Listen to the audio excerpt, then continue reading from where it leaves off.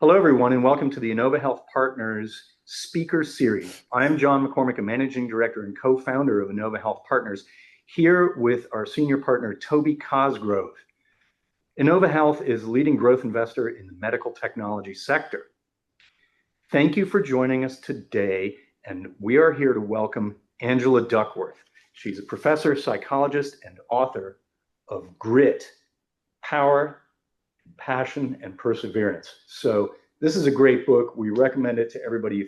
I know you've heard of it, but if you have not read it, we highly encourage you to do so. So Toby and I are delighted to welcome Angela. Angela, thank you for joining us for this conversation today. Toby, may I turn it over to you to start with the introduction? Angela, thank you very much for joining us. You are the Chang Professor at the University of Pennsylvania. You study non-IQ competencies, including self-control and grit, which predict academic and professional success. You advise the World Bank, NBA and NFL teams, Fortune 500 CEOs on capabilities other than the innate ability that determine achievement. Prior to your career in research, you were a management consultant for McKinsey, then a math teacher at public schools. You founded a school for underserved children that was profiled as a Harvard Kennedy School case study. Later on, you also co-founded Character Lab, a nonprofit organization dedicated to advancing scientific insights that help children achieve. You received a BA in neurobiology from Harvard, a master's in neuroscience from Oxford, and as a Marshall Scholar, and a PhD in psychology from the University of Pennsylvania. Your TED Talk is one of the most viewed, and your book, Grit, Power, Persuasion, Perseverance, is the #1 New York Times bestseller. We're delighted to have you with. What a remarkable and varied career and background. Angela, magna cum laude from Harvard in neurobiology, then a master's from Oxford in neurobiology, and then a big shift to business with a stint at McKinsey.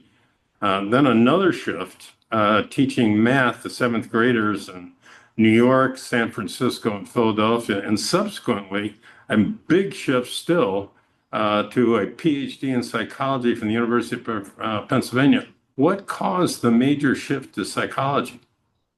When I was 32 years old, I didn't know what I wanted to do with my life. And I know that sounds maybe surprising coming from, as a passerby once said to me just the other day, the Queen of Grit. She was like, "You're the Queen of Grit." And I was like, "Am I?" But apparently this researcher here who studies passion and perseverance did not know herself what she wanted to do at the age of 32. And what happened to me was that in the 10 years from graduating college at age 22 to being at that point of indecision at age 32 is I was trying a lot of things. And by the way, Toby, maybe not quite as hard as you, but I was always a hard worker. I have not slacked a day in my life. So it wasn't that I was slacking from age 22 to 32, but the passion part was not there. So I had perseverance, but not an abiding passion. And in those 10 years, I had tried out classroom teaching, as you mentioned. I had tried out research in neuroscience. I had tried out consulting. I had tried out nonprofit management. And I think I had figured out a lot of things that I knew were not quite the right fit. But at age 32, I did an audit. I, by the way, was not happy not knowing what I wanted to do. It was I would say uncomfortable, but I think that would be an understatement. I mean, I cried all the time. There was this like old couch my parents had given me and had blue pillows and it had these like very ugly brown pillows. And my husband would joke that like, there's like as much salt in the Atlantic Ocean as there was in these pillows because I would cry into them every night, not knowing. And I did this audit and I thought to myself, well, what am I really interested in? And what have I been interested in even before college? I asked myself what my values were, like why it was that I felt drawn to being a teacher in public schools. And I asked myself what my strengths were and my weaknesses. And I took all this information and I wrote it down actually on pages and pages of my journal. And I was like, okay, these are things I notice about myself that I'm interested in. This is what I notice that I'm good at. This is what I notice that I'm not good at. Here are the values that I hold dear. Here are the values that I don't think are as important. And I kind of figured it out almost deductively, I guess, that I should become a psychologist. Because if you care about kids and if you have been personally disappointed in how motivating you have been as a teacher, and if you can see that kids have so much potential, but you don't know how to get them there, and you're pretty good at statistics and math and science, and you're fascinated and always has been since you were a little kid with human behavior. I don't know. Maybe you should get a PhD in psychology and study motivation and see whether you can make a difference in the world that way. So I know the pivot on paper seems out of the blue, and in some ways, I guess it was, but it really came out of this personal audit and this feeling like I really did need to figure out what my direction was because it was not enough for me to have perseverance. It absolutely was essential that I also had passion. I'd like to go back to our favorite prop here, Angela. And you wrote this a decade ago, Grit, the Power of Passion and Perseverance. So tell us, what is grit? Define it for us, but also, tell us what the biggest misconception that you would want to correct.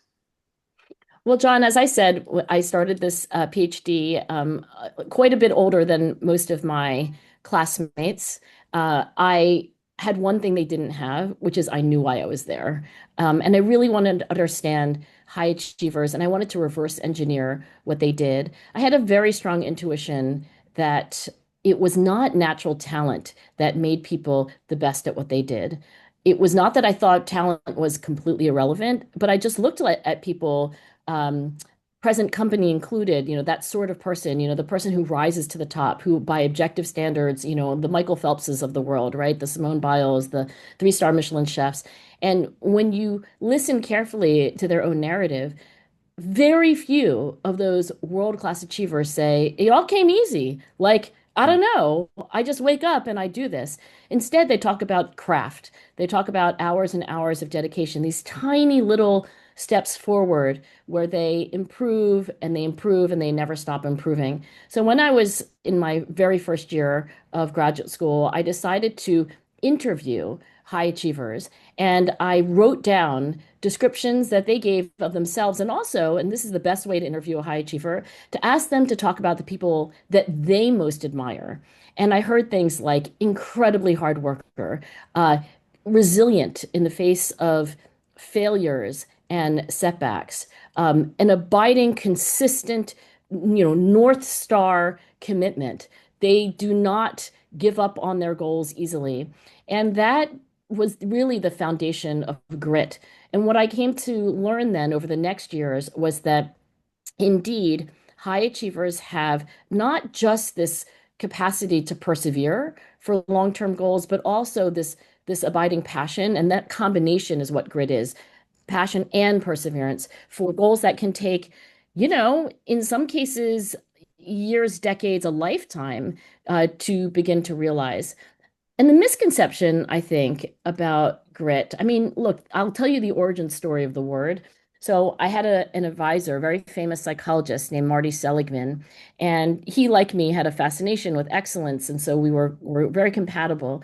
And very early on in my research, I was there in his office telling him about West Point and, how we had, discovered that grit as measured through questions like I'm a hard worker, I finish whatever I begin, I set goals and I, stick with them, that was ending up being more predictive of performance at West Point, including staying at West Point than anything West Point had had in their entire armory of assessments. And he interrupted me. And Marty said, wait, what are we calling this? And I was like, well, we could call it, I don't know what we want to call it, but like, let me tell you about the findings.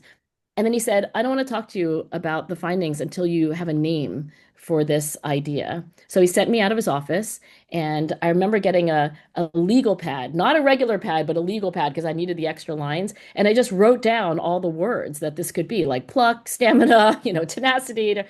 And I came back into his office the next week and I just read the words one by one. And when I got to grit, he said, say it again. I said, grit.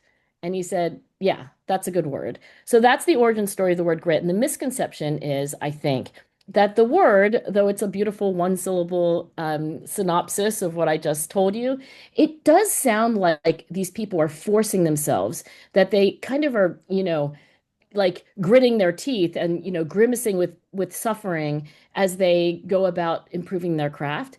And I think that's not what I find that people who become great at what they do in some very meaningful way love what they do, and they are not forcing themselves to, like, it's not like making yourself take cod liver oil, right? It's not like making yourself do something that you hate to do. It's just getting through the difficult parts in something that you do feel a kind of intrinsic passion for. So the misconception is sort of my fault that the word sounds like suffering, when I think most people who love what they do would say that there's a great deal of joy in their craft. You write that persistence and willpower are different. Explain to me how they're different. Well, when I started out studying effort and achievement, I didn't know what the difference was between grit and willpower and so on. And so let me take you along the little journey that I took. The notion of willpower is age old. It's in the Bible, it's in, ancient Roman philosophy, ancient Eastern philosophy. And the notion is that we can force ourselves to do things that we don't want to do. Um, and that's actually necessary, and I absolutely believe that people uh like you, Toby, but also the Katie Ledeckis of the world and all the great performers, right?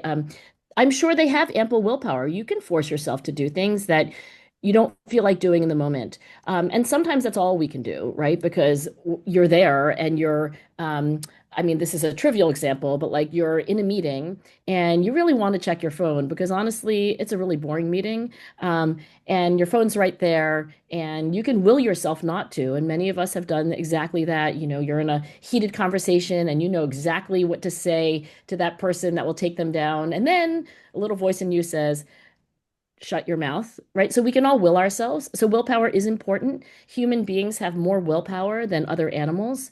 We know that because we're better at delaying gratification when we're sitting in front of a temptation.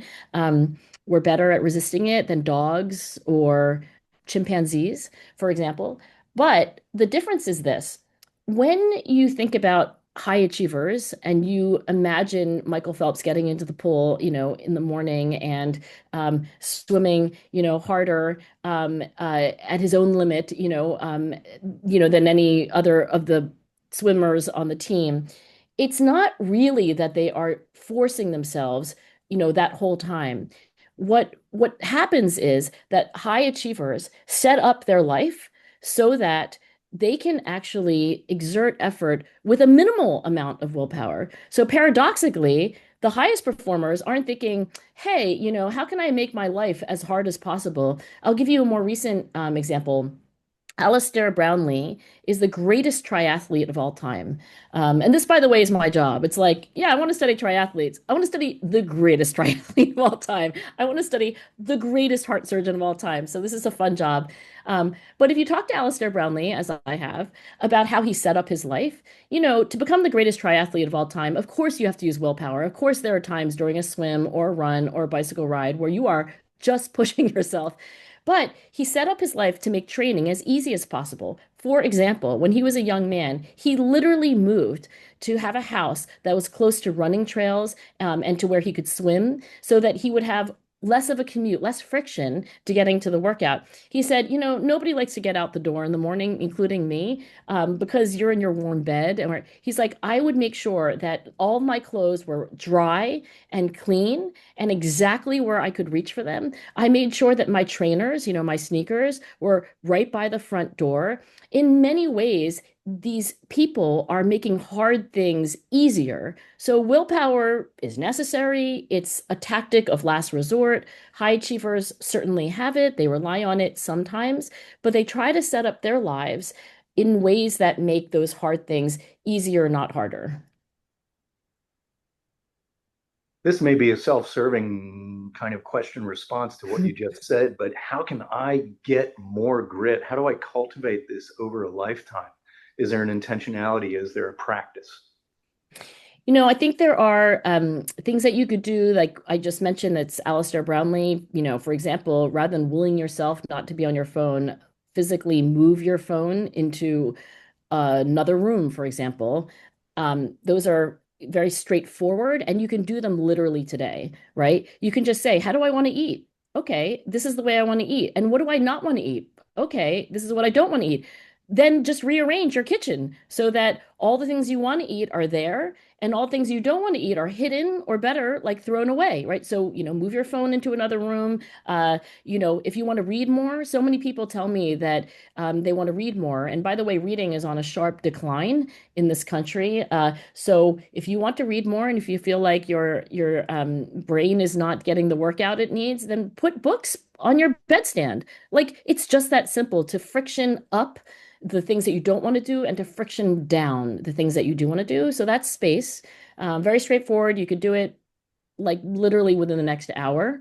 I think there's something else that you can do that takes longer and is harder, but actually has maybe even a bigger payoff. And that is to surround yourself with the people who you want to be like. When I studied grit, and it was years actually before I wrote the book, but I met a sociologist named Dan Chambliss, and he, like me, was interested in excellence. But as a sociologist, he did a different kind of research, and he would do ethnography. He would literally live with, in this case, swim teams, because he wanted to study, what makes an Olympic swimmer. So he spent 6 years living with swim teams, really at all levels, including, Olympic training camps, so the most elite. And what he told me after that, extended period of study is that the swimmers who were the best all said the same thing, which is if you want to be great, hang out with great people. If you want to work hard in your workout, go to a workout where everybody's working hard. Join a team where that is the culture. Have a coach where that is what is demanded. And so, in addition to putting your cell phone in another room, putting out a fruit bowl, getting rid of the snacks, things that you could do in the next hour, do something that's not going to take an hour, which is to be intentional about who your colleagues are and who your mentors are. We are, as Aristotle said, social animals, and we tend to think, talk, and act the way the people around us think, talk, and act. And if you want to be an Olympian, go hang out with Olympians. Well, quoting philosophers, Ralph Waldo Emerson did say, in unfit company, the finest powers are paralyzed. And we have put into practice at one of our portfolio companies. I insert into the conversation a company called Alpha Tech, which actually has a grit award based on your book. The company's CEO hands out your book to employees and personally signs it. And the whole point is to cultivate that kind of culture that you are talking about. It goes from leadership right on down. They hand out a grit award. It doesn't matter what your position in the company is are you exhibiting that culture? And to your point of, cultivating grit, surrounding yourself with people who have that embedded in their practice, we actually do that. I just had to say it. Yeah, no, it's good. I just noticed that I'm holding my grit pen because in my class, which I teach at Wharton, I teach a bunch of MBAs leadership, and the class is called Leading with Grit, and it is a tech-free classroom because I don't want them to be distracted, so I control the space, and I on the first day I give them a pen. I figured if I'm going to give them a pen, it may as well say grit, and I say, by the way, you may not have seen this invention before because I know you're usually on screens, but this is called a pen, and I give them paper, and then they take notes, but. Yeah, no, I want to just make a more general point about celebrations, and this is something that I learned in part from studying Toby and Cleveland Clinic. I think when leaders create culture, they do it through rituals and through practices, frankly, through swag and through colors that, it's always going to be this Pantone green and this Pantone blue, or, this is our motto, and there aren't like 95 versions of the motto. If the motto is patients first, that is the motto. And I think that when we celebrate what we value, when we honor people on a stage and in a spotlight, it does something to us as a member of that culture. It makes clear what's important around here. And that is my definition of culture. It's the way we do things around here. And so I think celebrations and awards like that, easily mocked, by the way, oh, that sounds like lip service, or like, doesn't every company do that? I don't think it is just lip service. I think it's very important. I haven't seen a high performing organization that doesn't have, some way of valorizing what their true values are. So how do you suggest selecting and what part does grit have in selecting for leadership? Well, selecting for grit is something that I've, thought about, and I'm going to give you some lessons learned. Not going to give you an easy formula because, I mean, frankly, if it were that easy, like the NFL would be better at selecting quarterbacks. And those are some of the contexts in which I've, tried to assist leaders like you in selection. So if I've convinced you that passion and perseverance for long-term goals is a character strength that is not the same thing as natural talent. And if I've convinced you that you can't get great at anything without those hours and hours of dedication, and therefore I've convinced you that you do want somebody who, all things being equal, has more grit, not less, how do you select for it? There are some things that I would caution you not to do. For example, in my research studies, when I go to places like West Point or the National Spelling Bee, I give out these questionnaires, the grit scales in the grit book, and it's also very intuitive. It's just a self-report questionnaire where you can rate yourself on those items that I described. How hard a worker are you? Do you finish whatever you begin? Are you the kind of person who likes to stick with their goals, whose interests are very deep?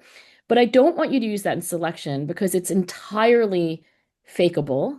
So you can get a perfect score if you want. Uh, and also, even if you weren't trying to fake, I think one of the things that I've discovered in my research is something called reference bias.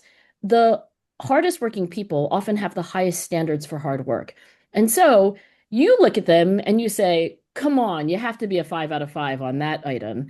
And they're so hard on themselves, they'll give themselves a 3 out of 5, right? In one of my years of studying grit, I noticed that the scores on grit from West Point Military Academy were lower than 16-year-olds in the Chicago public schools. And I thought to myself, really? Or is it that West Point cadets have extremely high standards for what it means to be gritty? So within a context, you can, make comparisons, but it's very, very difficult when you have very different people who have very different standards. So I don't think you should use the questionnaire for really a multitude of reasons. I also am very skeptical about trying to interview for grit unless you are an expert interviewer. So, for example, Jamie Dimon, who is a gritty leader himself and has capably led JP Morgan Chase, as you know, and I'm sure you know Jamie better than I do. He is, I think, an expert interviewer. And when I've discussed interviewing with him, I think he has taken it to a level where he is able to ascertain, not only by interviewing that person, but every other person he can get his hands on who knows you. Then you can get a 360 view of how gritty someone is. But I think most interviewers are not experts, and they're not going to go to the trouble of interviewing 12 people before making a hire. So I'm skeptical that interviewing as it typically plays out is great. And now let me give you one very practical way that you can assess for grit. If somebody is gritty, I think they should have a resume that shows that grit. And in particular, they should be able to point to multi-year commitments with evidence of progression. For example, Toby, I don't think you often talk about your military service, but I would have pointed that, before you joined Cleveland Clinic, it's like, how do we know this kid's going to be any good? I don't know. Well, I would have said, look at what he did before he came to Cleveland Clinic. Look at the commitment that he's demonstrated and the objective evidence, including your awards and your medals that point to it. Varsity athletes are another sort of easy one because it's like, you know what, this kid has road crew or played football for 4 years. That's a lot of winning, that's a lot of losing, that's a lot of taking feedback. They are not quitting from one year to the other. And again, you can measure the progression. They started off as a walk-on freshman year. Like, look, by the time they were seniors, they were captains, the MVP. So in sum, I think that the best way and the most reliable way to select for grit is to look for a track record of passion and perseverance for long-term goals, even if that track record is in a domain that is different from the one that you're hiring in. So interesting. So you, Angela, you host a podcast on Freakonomics Radio called No Stupid Questions. So a Yeah. common, so here's a not a stupid question then. So a common question you do get is when to grit and then when to quit. What is your practical advice?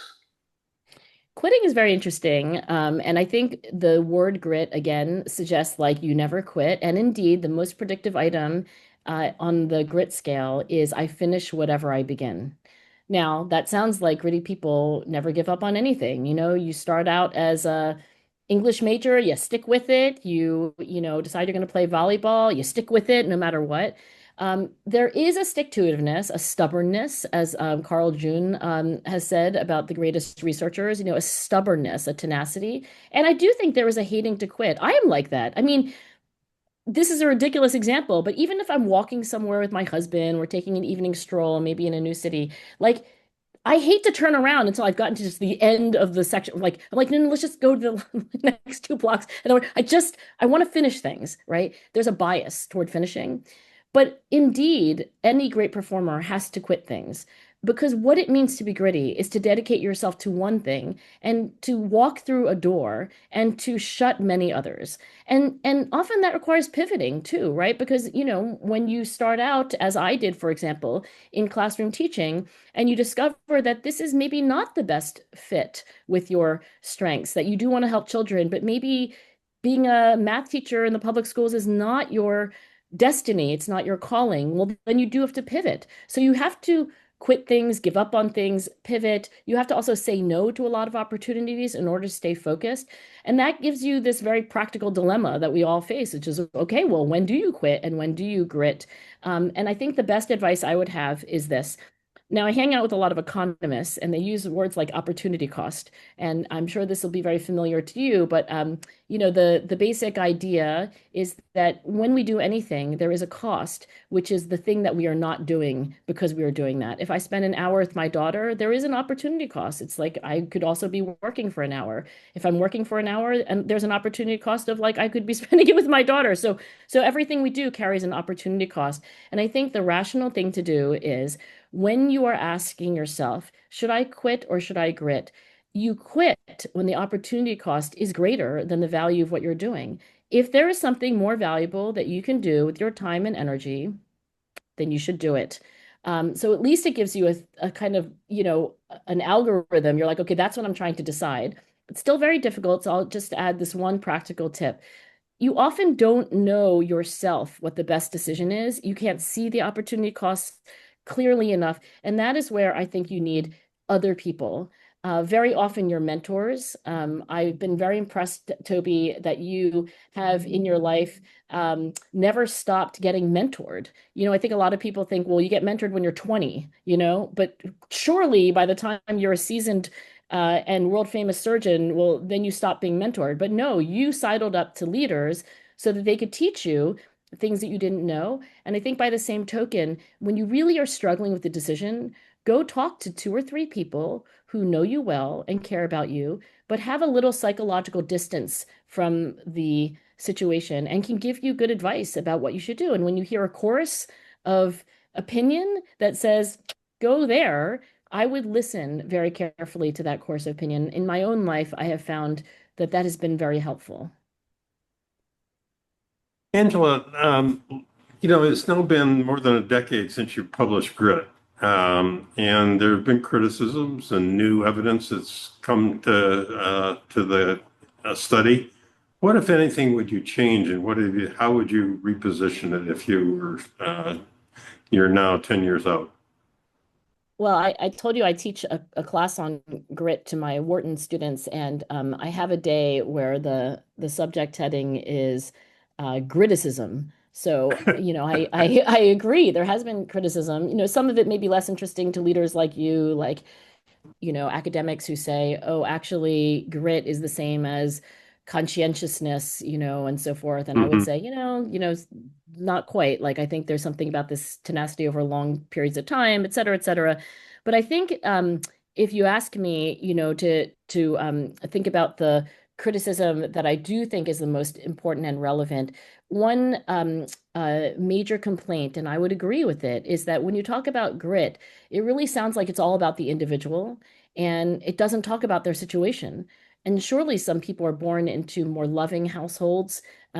Surely some people are born into zip codes where there is more economic opportunity. Surely some people have the benefit of role models who are caring and demanding, and some people don't. So I would agree with that criticism that if you shine a light only on grit, then you're leaving the situation in the shadows. And as you know, Toby, I met you years ago when grit was my focus, and I wanted to study you, and I wanted to study your dyslexia, and I wanted to study your work ethic and how you improved as a surgeon. And then I came to study you again when I came to the subject of what is the situation that brings out someone's best? Like, what are these situational factors outside of the person that also are elemental to achieving great things in life? And that is when I came to the Cleveland Clinic again. I was like, I will come back to Cleveland Clinic and see, what environment this individual has created, because I think you had a very strong intuition as a leader that it's not just about the individual. You have to put people in teams, and how you architect those teams is very important. People should have division of responsibility. There should be a physical co-location of different specialists who are all treating the same patient. I think it was very intentional what you did with the hospital gowns at Cleveland Clinic. I think the culture of Cleveland Clinic, what you chose to celebrate, what you chose to put on lapel buttons, training and professional development. So I'll just say that a big criticism of grit is that it suggests that if you have a lot of grit, you will inevitably be successful. How can that be? Doesn't a person's circumstances matter? And to that, I wholeheartedly say yes. And I think we can be agentic about that. It's if it matters what situation you're in, don't throw up your hands and say, I was born unlucky. Don't throw up your hands and say, oh, look at my parents. What do you expect? I would say navigate. Find your way to people and places that do bring out your best. Change your situation to change yourself. And as you know, Toby, all of the things that I learned, or at least some of them, I wrote a longer chapter on Cleveland Clinic than my editor would allow, will be in my new book, Situated, which will be coming out this fall. Great. Well, we're going to get to your new book in a minute, Angela, and you prompted something which is health care, and you and Tom Lee wrote an article in the Harvard Business Review about grit in healthcare. And as we know, healthcare workers, Exhibit A, Toby Cosgrove, are pretty gritty. What were your suggestions in that HBR article? Well, I should tell you, Tom Lee is my first cousin. So, Yeah. he called me up and he was like, let's write an article about grit. I think it's especially relevant to healthcare. And I said, Tom, I was pre-med, right? Neurobiology major, right? So not just neurobiology major, but pre-med. And that was like a family destiny. Like my family is full of doctors. That's what I should have been, according to my father. So it was my way of getting into the healthcare sector very belatedly in my life. And it was the very first article that I wrote about grit outside of just the individuals. The very first article I'd written about, grit at the organizational level. So I do think that healthcare is a terrific place to study grit, in part because so many people are drawn to the caring for others because they have a sense of purpose. And we talked about passion, but we haven't really talked too much about purpose. And I want to tell you how I think about how those are related. When you have passion for what you do, and when you wake up day after day, month after month, year after year, with this passion, this orientation, kind of facing the same direction every day when you wake up. I think it comes not only from being interested in what you do, like, oh, wow, medicine is interesting, like the human body is interesting, pathology is interesting, disease is interesting, cancer is interesting. not only are you interested, you have a sense of purpose. And the difference is that when you have a sense of purpose, it's not just interesting, it is important. It is important not just to you, but to other people. And when scientists like me study purpose, we in particular study beyond the self-purpose, being part of and in service to something that is larger than yourself. Not just because it's interesting and enjoyable, but because it is important to other people. So when you ask me, what is the fountain of passion? Like, where does it come from? I say, well, of course you got to be interested. Don't become an space engineer if you don't think aerospace engineering is interesting. Don't go into healthcare if you're not interested in the human body and how it works. But also, don't go into a field unless you think it's important. And so many people are drawn. I mean, I hope all of them are drawn into healthcare who go there because they understand that it is a way of helping others. When Tom and I wrote that article, one of the things that was on our minds, and especially his, because he knows healthcare better than I do, of course, was burnout. And I think that is one of the things to address. If you are drawn to your work, it is a calling for you because it is not just about you, but it is about helping other people. The challenge is how to come to your work with that everyday, that sense of calling, but also not to be burned out.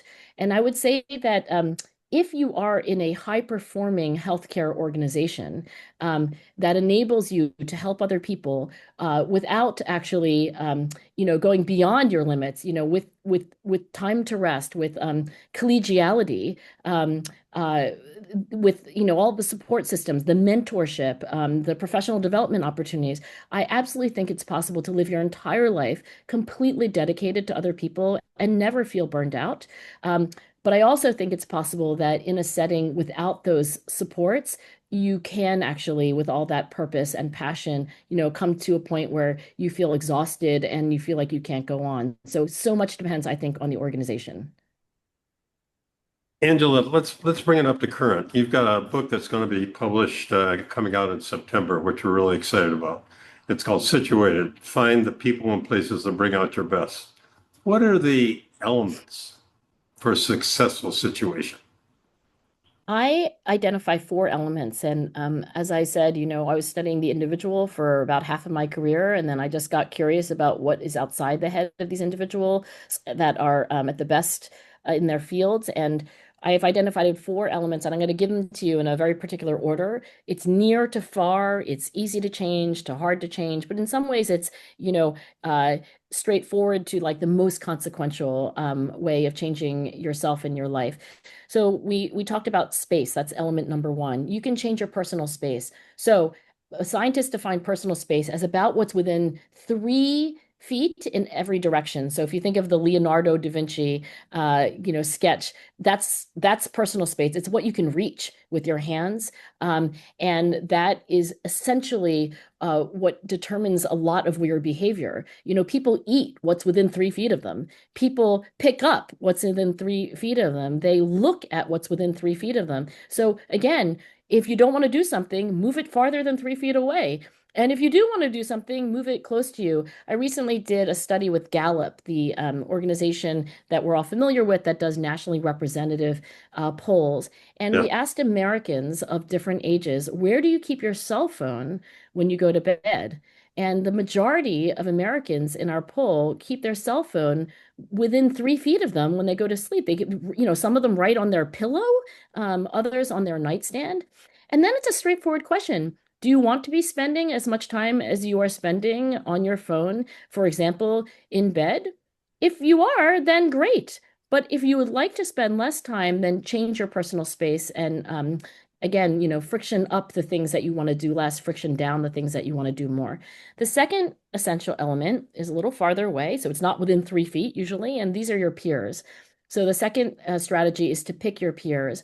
I think, joining a team where you think you could be maybe as great as they are one day. I think this is why some of us thrive in certain workplaces. It's like, when I talk to people who Yeah. love what they do, the Yeah. next thing they say is, God, I love this team, right? And this is across industries. So pick your colleagues.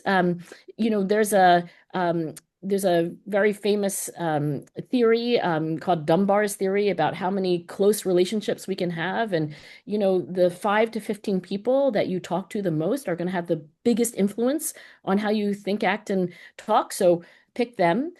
The third element is your mentors, right? And so these people may not be in your everyday conversation, but you do talk to them at important strategic times in your life. These are usually more experienced, often older individuals. But the key is that your mentor knows something you don't, and your mentor believes in you when you can't.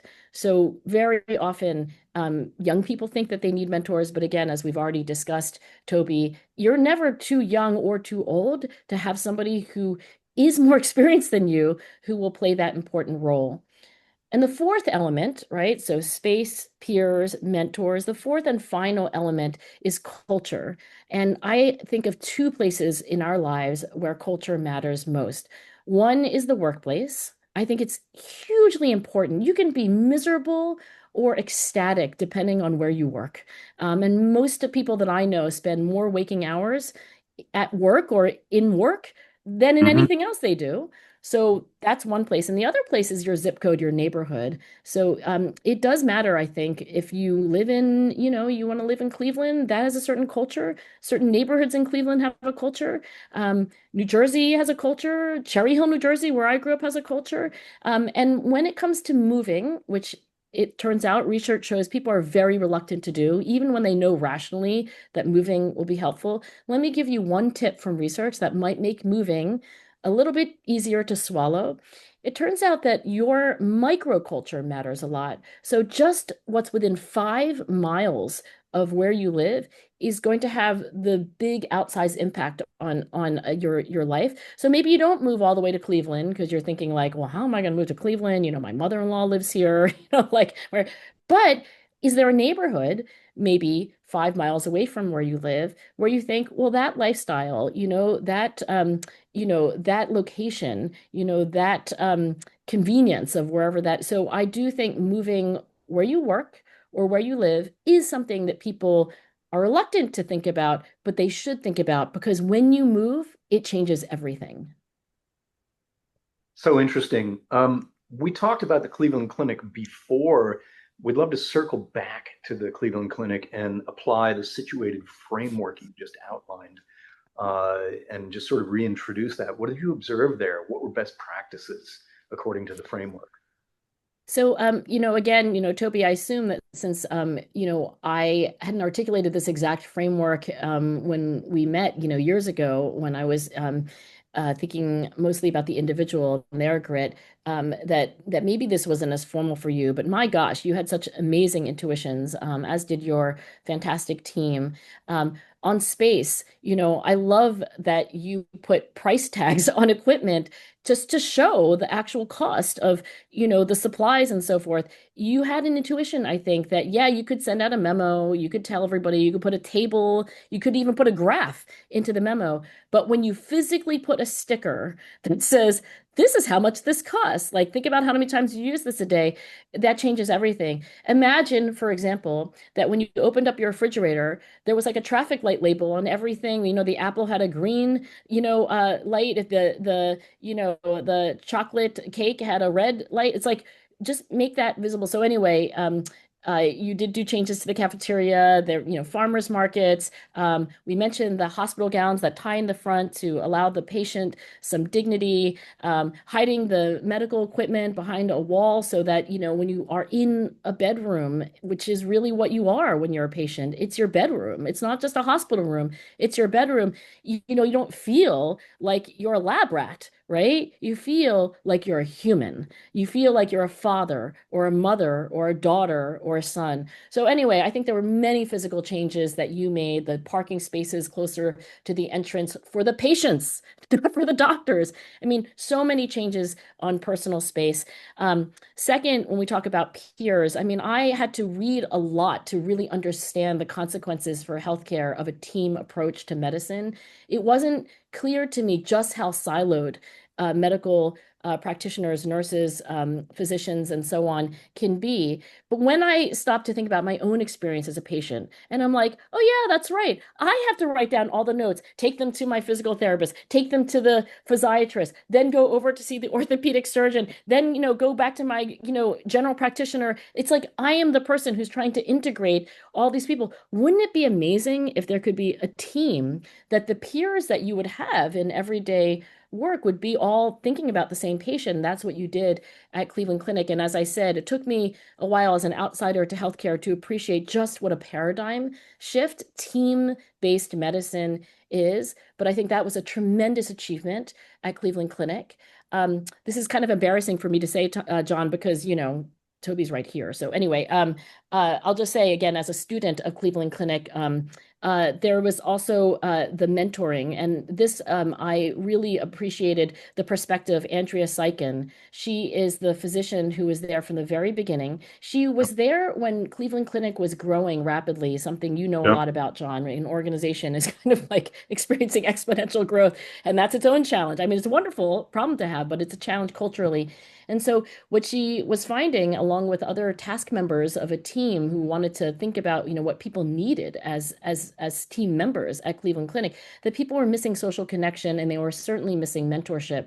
So there is now, I think, the oldest and most established mentoring program in the entire healthcare industry that is right there at Cleveland Clinic. There's an educational component. It's totally voluntary, but mentoring is the norm, and it is the expectation, and it is the honor and privilege at Cleveland Clinic, where everyone can get mentored and everyone can do mentoring. I haven't found an organization that has been that intentional or that successful in that dimension. And finally, there is the way we do things around here at Cleveland Clinic. The very low turnover rates at Cleveland Clinic are a testament to a culture that attracts a certain kind of person and who retains a certain kind of person. I think there is a standard of excellence. We are never done. I mean, I have been so admiring of a culture of ever improving excellence. It's like there is no resting on laurels. And yet, it's not a culture that I would say is characteristic of those that burn out. I mean, there is such care and such support and such a feeling of solidarity and joy. And so, for all those reasons, when I chose to write the chapter on situated leadership, and I thought of all the organizations in the world that I could shine a light on, I chose to shine a light on just one organization and just one leadership story, and that was Toby and Cleveland Clinic. Uh, Very flattering. Thank you. All true. Well, maybe. Um, let's have two quick questions. One book for people who want to understand human motivation that you haven't written. What would you suggest? That I have read or that I haven't read? That you haven't written. Oh, that I haven't written. Oh, well, that's easy because I've only written, well, one, now two books. I think that if you might permit, I'll just give you two. One is Mindset. Mindset was written by Carol Dweck, and it is about the belief that you can change in fundamental ways. That's a growth mindset.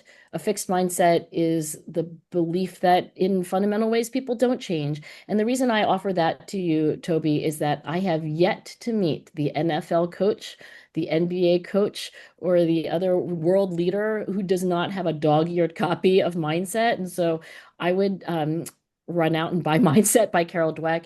I think in particular, the first two chapters really carry you through the idea of this and give you some language as a leader about how to communicate this to your team. And the other book, since I'm cheating and giving you a second one that I did not write, but I greatly admire, is called Peak, Peak. And it was written by Anders Ericsson, who passed away about 5 years ago. And if you've ever heard of deliberate practice, 10,000 hours of practice, how to Mhm. practice to become great, again, Yep. something you did yourself, not only as a leader, but as a surgeon. This is written by Anders Ericsson. It is his research, and he explains to you what it really is and what it's not, about how it's about quality, not just quantity. And finally, something that many people don't know about deliberate practice, which is it's nearly impossible to do without models and mentors. And so you do have to take innovation trips and go see other people. You do need someone to coach you. And again, that's a lesson that I think all of us could be reminded of in this age of DIY. So many young people think like you go on YouTube and you can learn anything. And I'm like, yeah, well, you can become a decent rookie at anything on YouTube. You will never become world-class great if you are not mentored. Yeah, one last question. So, any one sentence you'd like our listeners to take away that can be extracted from grit and or situated, what should everybody hear? It is beyond your current imagination what you can be. In the moment, the present feels permanent. The ceiling, whatever it is, feels like reality. And what I have learned as a student of achievement is that our potential lies so much farther beyond what we can imagine in the present. And so therefore we should have, optimism, hope, and we should have ambition. Word that people have mixed feelings about. I love ambition. Have the ambition to do things that you didn't think were possible. Set goals that other people think are crazy, and then, work toward them. But human potential, I mean, that's what makes our species different from any others. We are the most plastic, we are the most imaginative, we are the most innovative. What we can do is amazing. And again, it stretches beyond, sometimes where our present imagination can take us. Terrific. Angela Duckworth, we InnovaHealth Partners, our investors, our stakeholders, our partners, and employees want to thank you for spending this hour with us today. We look forward to seeing you in the future and reading Situated when it comes out later this year. John, can I thank you also? This is not my first time with your podcast. I've actually listened to your podcast, and I, in part, was doing some research on Toby, and but then that led to another episode that I thought was interesting. So I appreciated being able to be with you on this side of the microphone. And Toby, it's always an honor to be with you. I hope it's not our last conversation. Thank you, Angela.